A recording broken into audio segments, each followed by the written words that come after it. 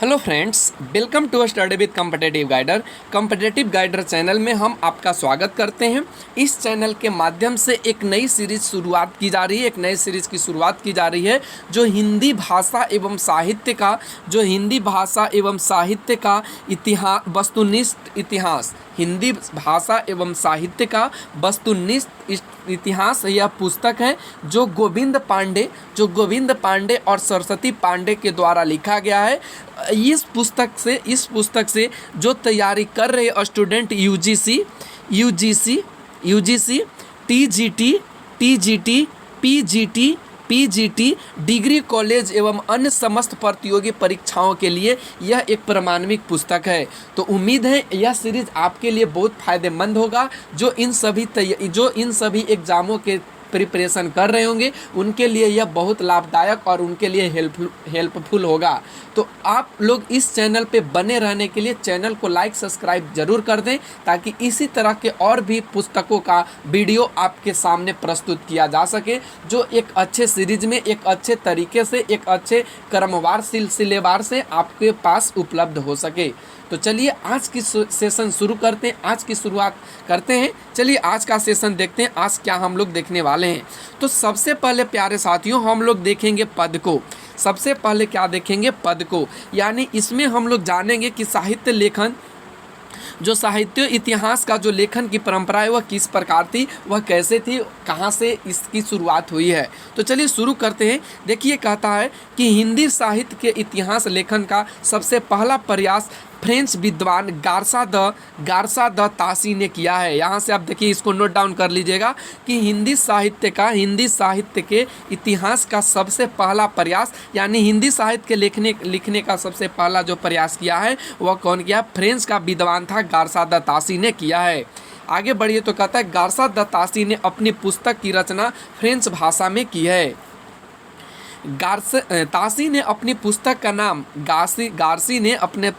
नाम देखिए यहाँ से इतवार दला लियत्र हिंदुस्तानी रखा है, याद रखिएगा। आगे बढ़ते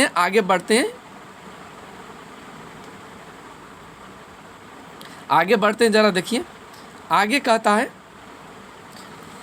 यह पुस्तक दो भागों में विभक्त है, यानी इनके द्वारा जो पुस्तक लिखा गया वह दो भागों में विभक्त है। एक भाग में 1839 में प्रकाशित हुआ, तो दूसरा 1847 में प्रकाशन इसका हुआ। आगे कहता है कि यह ग्रेट ब्रिटेन और आयरलैंड के प्राच्य साहित्य अनुवादक समिति की ओर से पेरिस में मुद्रित किया गया था। ये कोई खास पॉइंट नहीं है, इसको आप नोट डाउन कर लीजिएगा कि इस्तवार दला लियत्र एंदुआई हिंदुस्तान द्वितीय संस्करण में 3 भागों में विभक्त हो गया, जिसका प्रकाशन 1871 में हुआ। आगे बढ़िए तो आगे कहता है कि तासी ने अपनी पुस्तक में हिंदी और उर्दू के अनेक कवियों का विवरण अंग्रेजी में वर्णानुक्रम किया है। आगे बढ़िए तो गार्सा द तासी के ग्रंथ में कुल 738 कवि, जिसमें हिंदी के 72 तथा शेष उर्दू के हैं। डॉक्टर लक्ष्मी सागर वारसेन, यहाँ इसको आप नोट डाउन कर लीजिएगा। डॉक्टर लक्ष्मी सागर वारसेन ने तासी के ग्रंथ का हिंदी अनुवाद हिंदुई साहित्य का इतिहास नाम से प्रकाशन सन 1952 में कराया। फिर से बोल देते हैं, डॉक्टर लक्ष्मी सागर वारसेन ने तासी के ग्रंथ का हिंदी अनुवाद हिंदुई साहित्य का इतिहास नाम से प्रकाशन 1952 में कराया। चलिए आगे बढ़ते हैं। आगे कहता है कि तासी की पुस्तक, उम्मीद है आप इसको नोट डाउन कर लीजिएगा। तासी की पुस्तक इस्तवार दला लित्युत्तर हिंदुस्तानी में हिंदुई के लिए हिंदवी और हिंदुस्तानी के लिए हिंदुस्तान उर्दू अथवा प्रयुक्त होता है। इसको न भी नोट डाउन करें तो कोई प्रॉब्लम नहीं। आगे बढ़िए। आगे कहता है हिंदी साहित्य लेखन की परंपरा में हिंदी भाषा में लिखा प्रथम ग्रंथ श्री महेश्वर दत्त शुक्ल द्वारा रचित भाषा काव्य संग्रह है। इसको नोट डाउन कर लीजिएगा।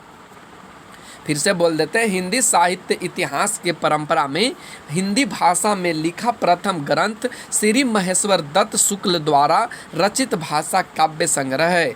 भाषा काव्य संग्रह का प्रकाशन 1873 ईस्वी में नवल किशोर प्रेस लखनऊ से हुआ।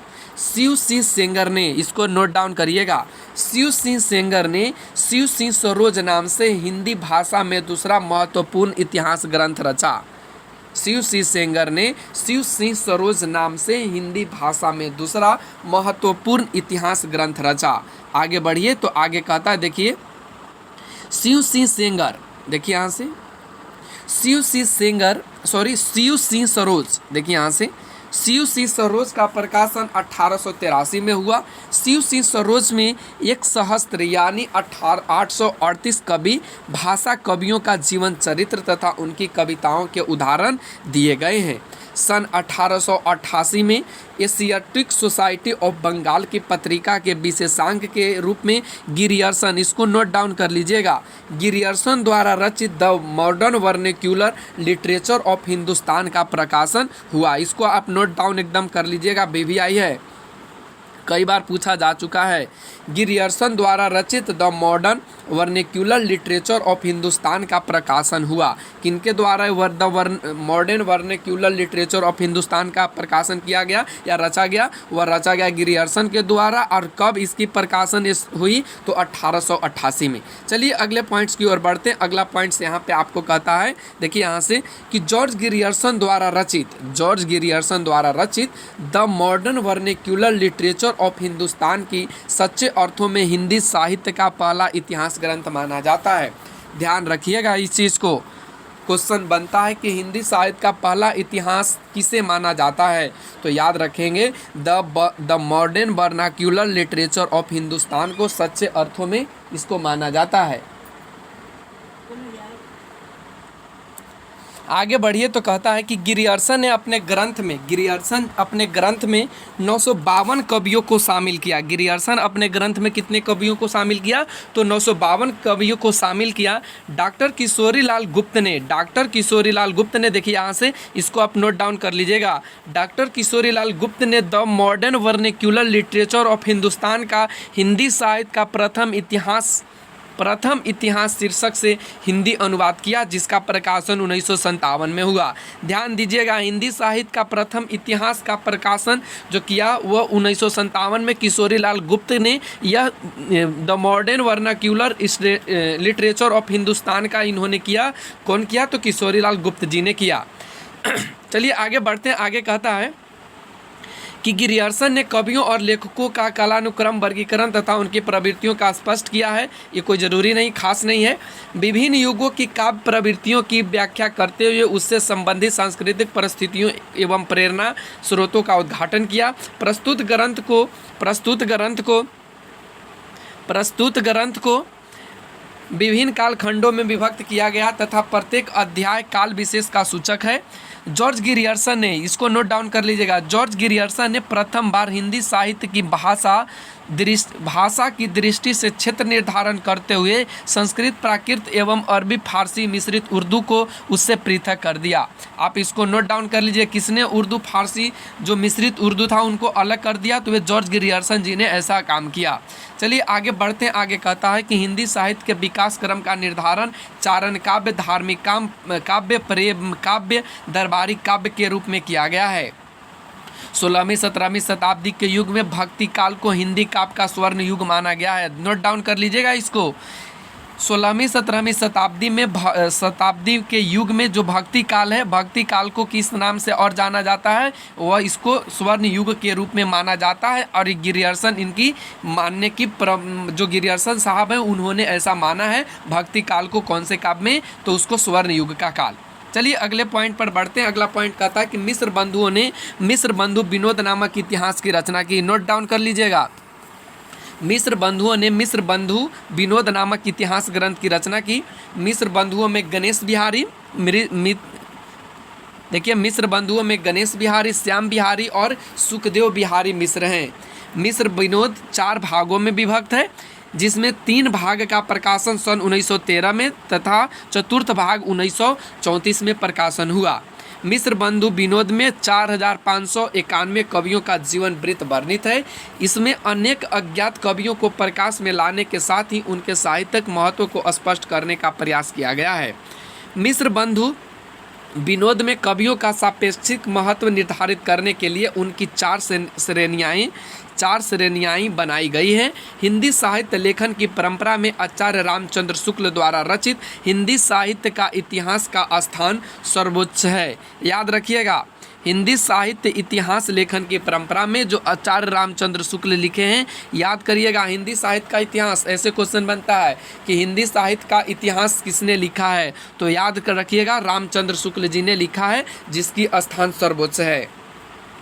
आगे कह रहा है कि रामचंद्र आचार्य शुक्ल का इतिहास मूलतः नागरी प्रचारणी सभा द्वारा प्रकाशित हिंदी शब्द सागर की भूमिका के रूप में हिंदी साहित्य का विकास के नाम से सन 1929 में प्रकाशित हुआ। यहाँ से आप इसको नोट डाउन कर लीजिएगा, इस पॉइंट को देखिए यहाँ से कि आचार्य रामचंद्र शुक्ल का इतिहास मूलतः नागरी प्रचारिणी सभा द्वारा प्रकाशित हिंदी शब्द सागर, यानी हिंदी शब्द सागर कहाँ से प्रकाशित हुआ, तो नागरी प्रचारिणी सभा के द्वारा प्रकाशित हुआ, जिसमें हिंदी साहित्य का विकास के नाम से 1929 में क्या हुआ, प्रकाशित हुआ।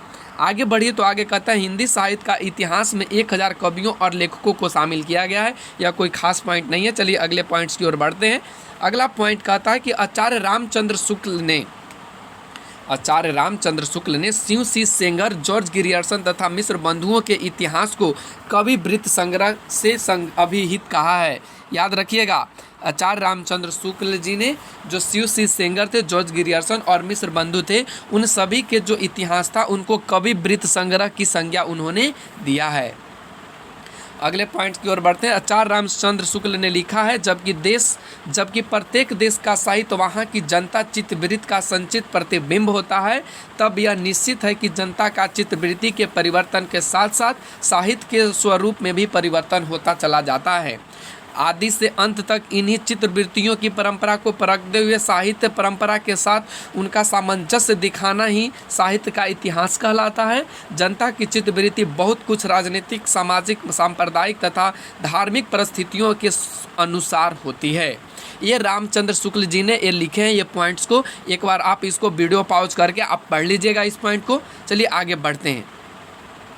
आगे कहता, सर्वप्रथम आचार्य शुक्ल ने साहित्य इतिहास की आलोचना से पृथक किया तथा अपने विकासवादी एवं वैज्ञानिक दृष्टिकोण को परिचय दिया। आगे बढ़िए तो कहता है, देखिए यहाँ से आचार्य रामचंद्र शुक्ल ने काल विभाजन के अंतर्गत हिंदी साहित्य के 900 वर्षों के इतिहास को 4 सुस्पष्ट कालखंडों में विभक्त किया है। शुक्ल जी ने भक्ति काल को 4 भागों या शाखाओं में बांटकर उन्हें सर्वप्रथम शुद्ध दार्शनिक एवं धार्मिक आधार का प्रतिष्ठित किया है। चलिए अब देखते हैं भक्ति काल को कितने भागों में विभाजित किया गया है। यह है भक्ति काल, इसको 2 भागों में डिवाइड किया गया, 2 भागों में बांटा गया, एक निर्गुण धारा और दूसरा सगुण धारा। निर्गुण धारा का भी 2 पार्ट हुए, एक हुए ज्ञान आश्रयी शाखा, एक हो गया प्रेम आश्रयी शाखा। अब यहाँ से सगुण धारा के 2 हो गए, एक राम भक्ति शाखा और दूसरा कृष्ण भक्ति शाखा। अब यहाँ से ये सब करने वाले कौन थे? ये जो करने वाले थे ये शुक्ल जी थे। ये कौन थे? ये शुक्ल जी थे। रामचंद्र शुक्ल ने अपने इतिहास में पहली बार कवियों और साहित्यकारों के जीवन चरित्र संबंधी इतिवृत्त के स्थान पर उनकी रचनाओं के साहित्यिक मूल्यांकन को प्रमुखता दी है। एडविन ग्रिप्स, देखिए यहाँ से एडविन ग्रिप्स महोदय ने सन 1917 में अंग्रेजी भाषा में ए स्केच ऑफ हिंदी लिटरेचर, याद रखिएगा इसको, ए स्केच ऑफ हिंदी लिटरेचर नाम से हिंदी साहित्य का एक संक्षिप्त इतिहास लिखा है। क्वेश्चन बन सकता है कि स्केच ऑफ हिंदी लिटरेचर किसने लिखा है, तो याद रखेंगे एडविन ग्रिप्स ने 1917 में अंग्रेजी भाषा में लिखा है, जो एक संक्षिप्त इतिहास ग्रंथ है। आगे बढ़े तो कहता है कि इन्होंने हिंदी साहित्य के इतिहास को 5 भाग में विभक्त किया। सन 1920 में एकदम VVI है, पूछा जा चुका है ये क्वेश्चन। सन 1920 में FEK ने अंग्रेजी भाषा में ए हिस्ट्री ऑफ हिंदी लिटरेचर नाम के इतिहास ग्रंथ लिखा है। एकदम VVI है, पूछा जा चुका है कई बार। ये हिस्ट्री ऑफ हिंदी लिटरेचर नाम के एक इतिहास ग्रंथ है, जिनके जो लेखक हैं एफ ई के 1920 में लिखे हैं, जो अंग्रेजी भाषा में लिखा गया है। आगे बढ़िए तो आगे कहता है, तज़किरा इस-सुरआई हिंदी 1848 ईस्वी नामक इतिहास ग्रंथ मौलवी करीमुद्दीन द्वारा लिखा गया है। इसमें कुल कवियों की संख्या 1004 है, जिसमें हिंदी के 62 कवि हैं। इस ग्रंथ के प्रथम बार कालक्रम का ध्यान रखा गया है। आचार्य हजारी प्रसाद द्विवेदी ने 3 इतिहास ग्रंथों की रचना की है। इसको एकदम रट लेना है या नोट डाउन कर लीजिए। देखिए यहाँ पे कहा है कि आचार्य हजारी प्रसाद द्विवेदी ने इतिहास ग्रंथ की रचना इनके 3 ग्रंथ है इतिहास ग्रंथ के, जिसमें एक है हिंदी साहित्य की भूमिका जो 1940 में प्रकाशित हुई, दूसरा हिंदी साहित्य उद्भव और विकास जो 1952 में प्रकाशित हुआ, और तीसरा हिंदी साहित्य का आदिकाल जो 1952 में प्रकाशित हुआ। तो उम्मीद है आपको यहाँ समझ में आ गया होगा। फिर से रिपीट कर देते हैं। हजारी प्रसाद द्विवेदी के 3 इतिहास ग्रंथ हैं, जिनमें एक है हिंदी साहित्य की भूमिका, नंबर 2 है हिंदी साहित्य उद्भव और विकास, जिसकी प्रकाशन वर्ष 1992 है, और हिंदी साहित्य का आदिकाल, जिसकी प्रकाशन वर्ष 1992 ही है। चलिए अगले पॉइंट्स की ओर बढ़ते हैं। अगला पॉइंट्स देखिए यहाँ कहता है, आचार्य द्विवेदी जी ने अपने इतिहास में परंपरा की निरंतरता का अनुशीलन करते हुए एक व्यापक इतिहास दर्शन की भूमिका तैयार की। डॉक्टर रामकुमार वर्मा ने हिंदी साहित्य का आलोचनात्मक इतिहास नामक पुस्तक लिखा है। याद रखिएगा इसको। डॉक्टर रामकुमार वर्मा ने हिंदी साहित्य का आलोचनात्मक नामक इतिहास पुस्तक लिखे हैं। डॉक्टर रामकुमार वर्मा जी, हिंदी साहित्य का आलोचनात्मक इतिहास। आगे बढ़िए तो कहता है, हिंदी साहित्य का आलोचनात्मक इतिहास का जो प्रकाशन हुआ 1938 में हुआ। डॉक्टर वर्मा ने अपने इतिहास ग्रंथ में 963 ईस्वी से 1693 ईस्वी तक की कला अवधि अर्थात संधि काल को लेकर भक्ति काल तक, संधि काल याद रखिएगा, संधि काल से लेकर भक्ति काल तक की अवधि को ही इन्होंने लिया है। अगला पॉइंट कहते हैं, डॉक्टर वर्मा ने संपूर्ण ग्रंथ को 7 प्रकरण में विभक्त किया है। डॉक्टर वर्मा ने स्वयंभू को, नोट कर लेंगे इसको, डॉक्टर वर्मा ने स्वयंभू को, जो कि अपभ्रंश के सबसे पहले कवि हैं, डॉक्टर वर्मा ने स्वयंभू को, जो अपभ्रंश के सबसे पहले कवि हैं, हिंदी का पहला कवि मानते हैं। कौन मानते हैं? तो स्वयंभू को डॉक्टर वर्मा ने अपभ्रंश का या हिंदी का पहला कवि मानते हैं, जो अपभ्रंश के भी यह पहले कवि हैं। तो याद रखेंगे, क्वेश्चन कई बार ऐसे बन जाते हैं कि स्वयंभू को हिंदी का पहला कवि किसने माना है? तो डॉक्टर वर्मा, जो डॉक्टर वर्मा है, रामकुमार वर्मा जी, उन्होंने माना है। और स्वयंभू एक अपने आप में अपभ्रंश के सबसे पहले कवि के रूप में भी जाने जाते हैं। अगले पॉइंट्स की ओर बढ़ें तो अगला पॉइंट कह रहा है कि नागरिक प्रचारणी सभा से हिंदी साहित्य का बृहद इतिहास का प्रकाशन 16 खंडों में हो चुका है। देखिए आगे कहता है, अनेकानेक विद्वानों ने अलग अलग खंडों का संपादन कार्य किया, जो निम्नांकित हैं। प्रथम खंड का जो प्रथम भाग का प्रकाशन यानी संपादन किया, वे हिंदी साहित्य की पीठिका के नाम से किया, जिसका संपादक बने राजवल्ली पांडे। नंबर 2 के जो बने, देखिए यहाँ पे नंबर 2 भाग का हुए, जिसमें हिंदी भाषा का विकास डॉक्टर धीरेन्द्र वर्मा। तीसरा आदिकाल के नाम से डॉक्टर करुणापति त्रिपाठी एवं वसुदेव सिंह। चौथा भक्ति काल यानी निर्गुण भक्ति, जिसको परशुराम चतुर्वेदी। 5वां भक्ति काल सगुण भक्ति, देवेंद्र शर्मा एवं विजेंद्र स्नातक। 6ठा रीति काल रीतिबद्ध, जिसको कहेंगे डॉक्टर नागेंद्र ने किया संपादन इसका। 6ठा रीतिकाल, ये तो हमने देख लिया। 7वां रीतिकाल रीतिमुक्त, जिसको डॉक्टर भगीरथ मिश्र ने किया है। 8वां हिंदी साहित्य का अभ्युत्थान भारतेंदु काल, जो 1900 से 1950 चला, डॉक्टर विनय मोहन शर्मा जी ने किए। 9वां द्विवेदी काल, जो 1950 से 1975, पंडित सुधाकर पांडे जी ने किए।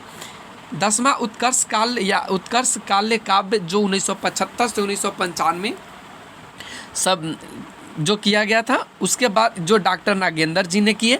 11वां उत्कर्ष काल नाटक, जो सावित्री सिंह एवं दशरथ ओझा ने किया, जो 1975 से 1995 में ही चला।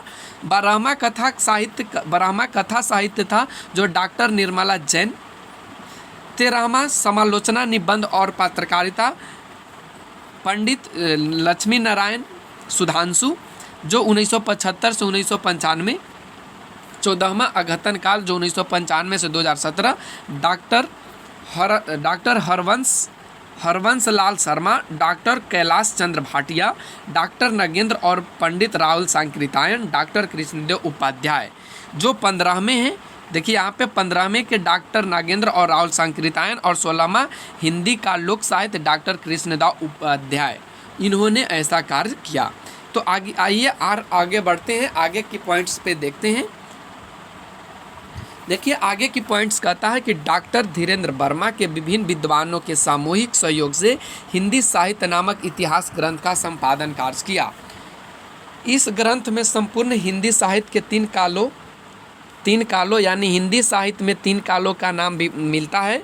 आदिकाल, मध्यकाल एवं आधुनिक काल में विभक्त करते हुए प्रत्येक काल की काव्य परंपराओं का विवरण अविच्छिन्न रूप में प्रस्तुत किया गया है।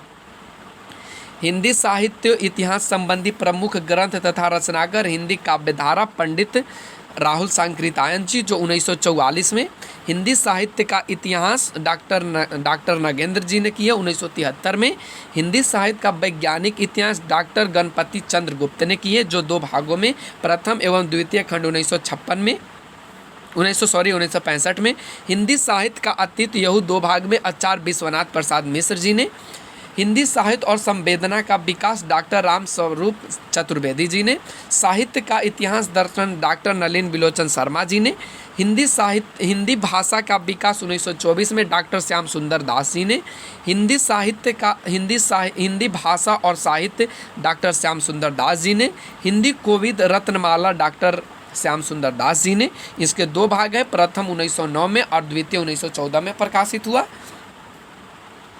राजस्थानी भाषा और साहित्य डॉक्टर मोतीलाल मेनारिया जी, डॉक्टर पिंगल साहित्य डॉक्टर मोतीलाल मेनारिया जी, हिंदी वीर काव्य 1945 ईस्वी में डॉक्टर टीकम सिंह तोमर जी, हिंदी काव्य शास्त्र का इतिहास डॉक्टर भगीरथ मिश्र जी, आधुनिक हिंदी का आदिकाल श्री नारायण चतुर्वेदी जी, हिंदी साहित्य 20वीं शताब्दी 1945 में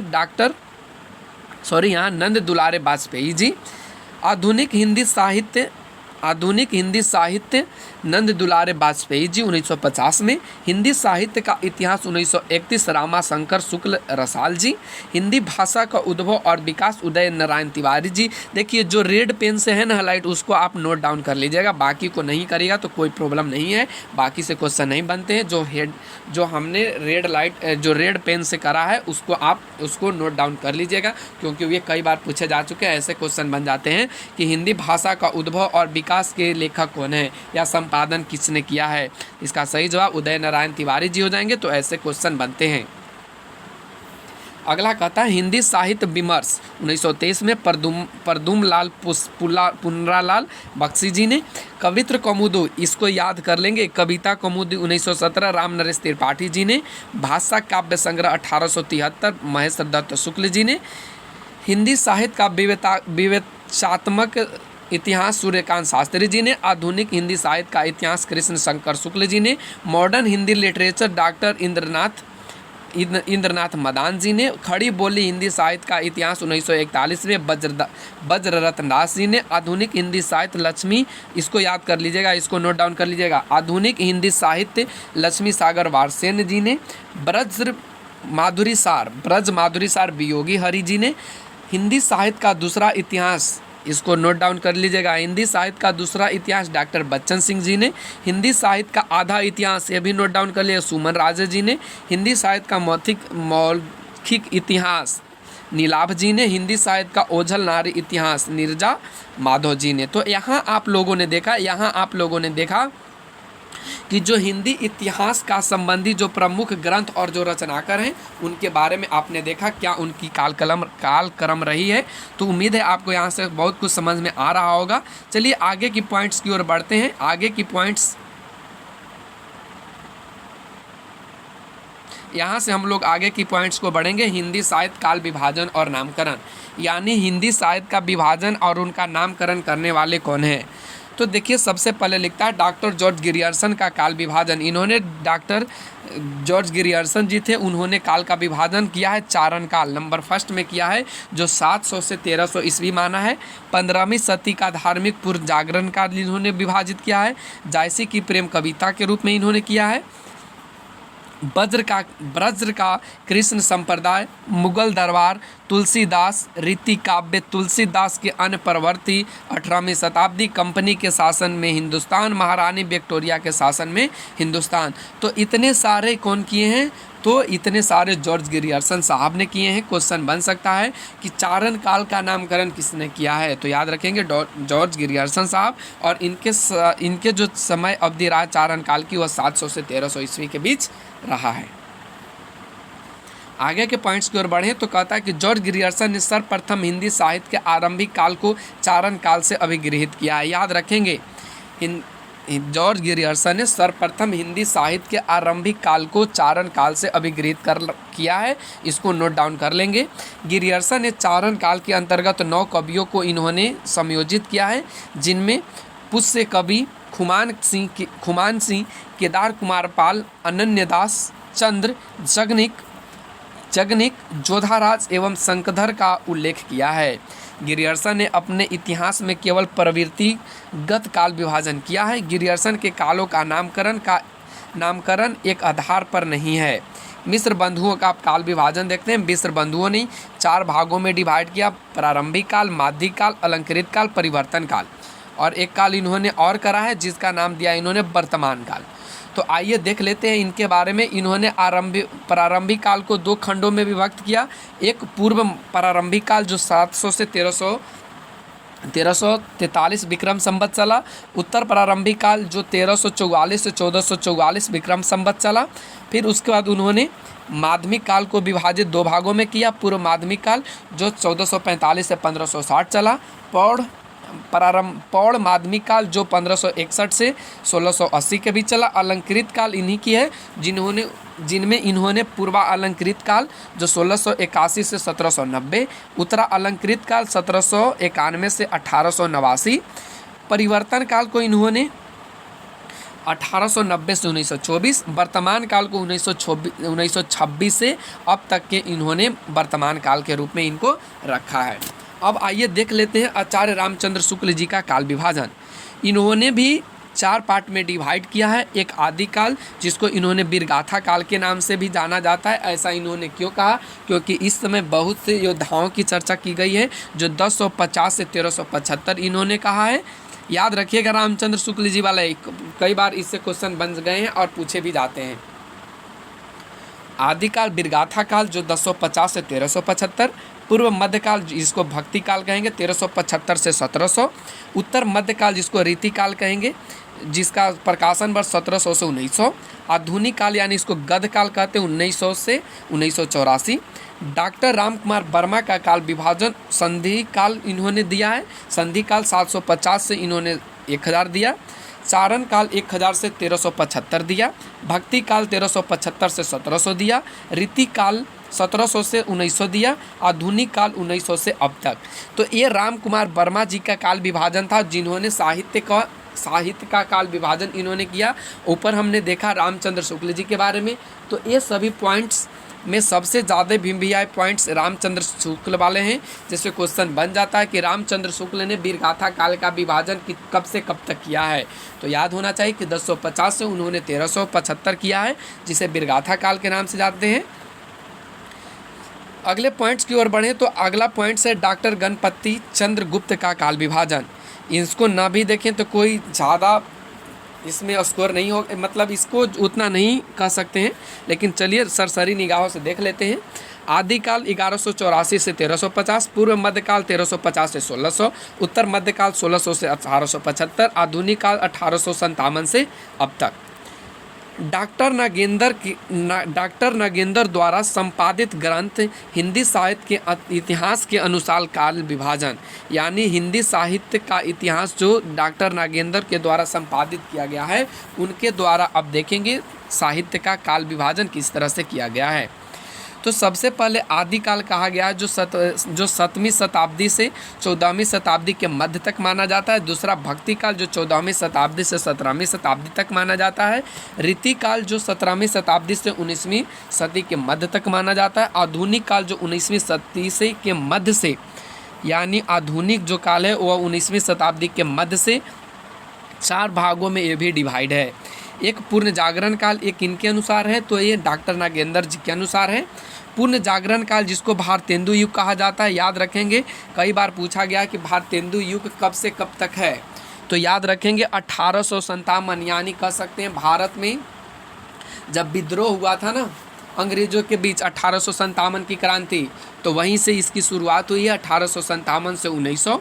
फिर उसके बाद जागरण सुधार काल जिसको द्विवेदी काल के नाम से जानते हैं 1900 से 1918। छायावाद काल जो 1918 से 1938।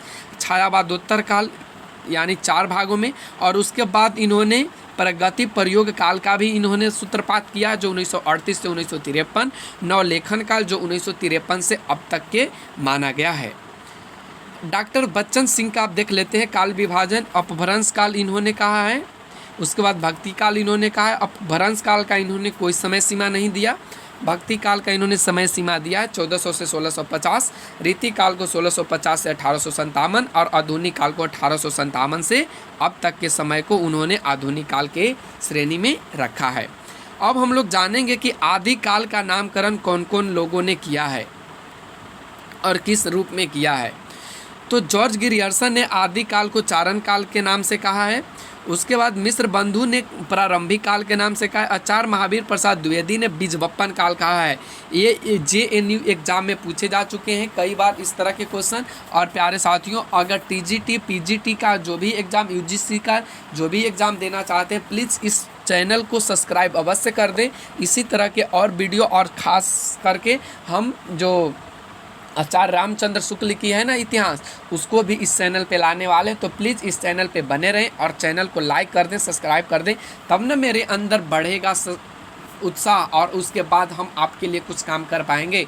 अगर मेरे अंदर उस तरह का, जैसे मान लीजिए आप कोई काम करिए, आपको कोई पसंद ना करे तो क्या आप उस काम को करिएगा? नहीं करिएगा ना। तो वही चीज़ है, अगर आप लोग को अच्छा लगता है ना तो लाइक करें, अगर बुरा भी लगता है तो डिसलाइक करके जाएँ। हमें नहीं करें कि आप सिर्फ लाइक ही करें, आपको अच्छा ना लगे तो डिसलाइक कर दीजिए, अगर अच्छा लगता है तो लाइक करिए, सब्सक्राइब कर दीजिए, ताकि हम मेरे अंदर जो भी एबिलिटी, जो भी क्षमता है आपके सामने रख सकूं, जिसके लिए आपको बहुत अच्छे तरीके से फायदा हो सके। देखिए, कहता है कि वीरगाथा काल जिसको आचार्य रामचंद्र शुक्ल जी ने कहा है, वीरगाथा काल। सिद्ध सामंत काल पंडित राहुल सांकृतायन जी ने कहा है। वीर काल आचार्य विश्वनाथ प्रसाद मिश्र जी ने कहा है। संधि काल एवं चारण काल डॉक्टर राम कुमार वर्मा जी ने कहा है। आदि काल हजारी प्रसाद द्विवेदी जी ने कहा है। आधार काल सुमन राजे ने किया। तो ये सभी पॉइंट्स आपके लिए VBI, इसको नोट डाउन कर लेंगे। चलिए आगे बढ़ते हैं। अब रीति काल को देखते हैं। रीति काल का नामकरण, अभी हमने देखा था आदि काल का नामकरण, अब रीति काल का नामकरण देखेंगे कि रीति काल का नामकरण किस प्रकार किया गया या कौन कौन से प्रयोक्ता इनको कहे हैं। तो जॉर्ज गिरियर्सन ने इन्हें रीति काल कहा है, रीति काल को। मिश्र बंधु ने इसे अलंकृत काल कहा है। कई बार क्वेश्चन बन चुके हैं कि अलंकृत काल, रीति काल को अलंकृत काल किसने कहा है, तो याद रखेंगे मिश्र बंधु। उसके बाद रामचंद्र शुक्ल ने इसे रीति काल ही कहा है। श्रृंगार काल आचार्य विशंबर प्रसाद मिश्र जी ने कहे हैं, आचार्य विशंबर प्रसाद मिश्र जी ने कहे हैं। उसके बाद कला काल रामाशंकर शुक्ल रसाल जी ने इन्हें कहा है कला काल। तो इस तरह से हमने देखा रीति काल और प्रारंभिक काल या आदि काल कह सकते हैं। आदि काल को हमने देखा, आदि काल का और रीति काल का। उसके बाद आगे बढ़ते हुए हम लोग बढ़ते हैं कि डॉक्टर उदय नारायण तिवारी, डॉक्टर गोविंद त्रिगुणायत और डॉक्टर महेंद्र नाथ दुबे द्वारा भाषा की दृष्टि से किया गया काल विभाजन। अब कुछ लोग और महारथी लोग हैं जिन्होंने भाषा की दृष्टि से काल का विभाजन किया है, जिनमें पृष्ठभूमि जिसको औहट काल कहा जाता है, पृष्ठभूमि औहट काल कहा जाता है। फिर उसके बाद नंबर 2 में इन्होंने दिया है, नंबर 2 में उन्मेष काल जिसमें भाषा ब्रजबुल्ली, पुरानी ब्रजी, कौरबी या खड़ी बोली एवं अवधि काल लिया गया है। पूर्व भाग जिसको ब्रज भाषा या अवधि काल कहा गया है। उत्तर भाग जिसको खड़ी बोली कहा गया है। तो ये तीनों के अनुसार ये थे, कोई खास नहीं है, लेकिन औहट काल को याद रखिएगा। आज हम लोग शुरुआत अब करने जा रहे हैं आदिकाल। शुरुआत करने जा रहे हैं आदिकाल। अभी से पहले हम लोगों ने देखा इतिहास। देखिए यहाँ से हम फिर से एक बार बैक में जाके आपको समझाते हैं। हम लोग यहाँ से देखें आज इतिहास लेखन की परंपरा कहाँ से, कब से, किस तरह से लिया गया। तो उम्मीद है यह पॉइंट्स आप लोगों को समझ में आ गया होगा। तो हम लोग अगले दिन से बढ़ेंगे भक्ति काल की तरफ, अगले दिन से बढ़ेंगे भक्ति काल की तरफ। तो उम्मीद है आपको यह सीरीज पसंद आएगा। अगर पसंद आता है तो आप इस चैनल को लाइक सब्सक्राइब अवश्य करें। अगले दिन हम लोग बढ़ेंगे हिंदी से आदिकाल बढ़ेंगे। तो आज के लिए बस इतना ही। Thanks for watching, take care.